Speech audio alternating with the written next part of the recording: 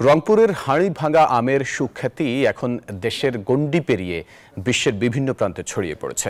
সারা দেশে জনপ্রিয়তার তালিকায় থাকা এই আম বিক্রিতে এবার শুরুতেই দর পতনের কথা বলছেন চাষিরা। জিআই পণ্যের স্বীকৃতি পেলেও সংরক্ষণের ব্যবস্থা গড়ে না ওঠায় হতাশ তারা।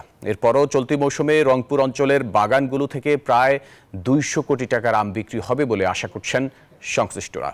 সাদ্দাম হোসেন ডেমির পাঠানো তথ্যছবিতে রেজাউল করিম মানিকের প্রতিবেদন। আঁশবিহীন মিষ্টি ও সুস্বাদু হাড়িভাঙ্গা আমের যাত্রা শুরু হয়েছিল রংপুরের মিঠাপুকুর থেকে। এই গ্রামে রোপণ করা একটি গাছের কলম থেকে গোটা উপজেলায় এখন কয়েক লাখ আম গাছ। বদলে গেছে গ্রামের দৃশ্যপট। হাড়িভাঙ্গা পরিণত হয়েছে রংপুরের ব্র্যান্ডে। হাড়িভাঙ্গা আমের যে পণ্যের স্বীকৃতি দিচ্ছে এর জন্য আমরা সাধুবাদ জানাই। এই আমকে সংরক্ষণ করার জন্য আমাদের একটা হিমাগারের প্রয়োজন। নোয়াখালী, কুমিল্লা সব জায়গায় যাচ্ছে, ঢাকা।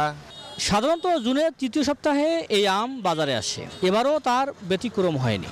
20 জুন থেকেই বাজারে মিলছে হাড়িভাঙ্গা আম।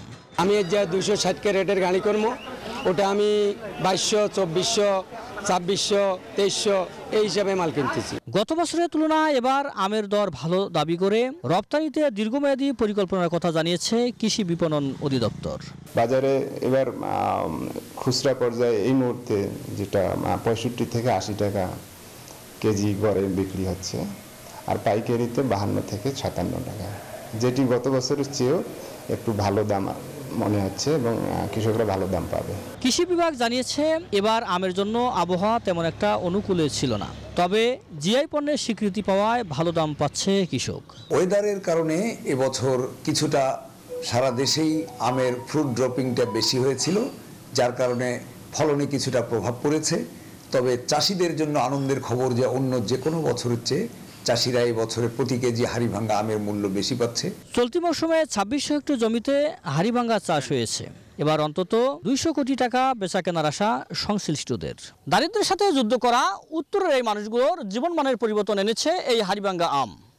এই আমটি এবছর জিআই পণ্যের স্বীকৃতি পেলেও সংরক্ষণের অভাব ও সুষ্ঠু বাজার ব্যবস্থা না থাকায় হতাশ চাষিরা। রেজাউল করিম মানিক, নিউজ 24, মিঠাপুকুর, রংপুর।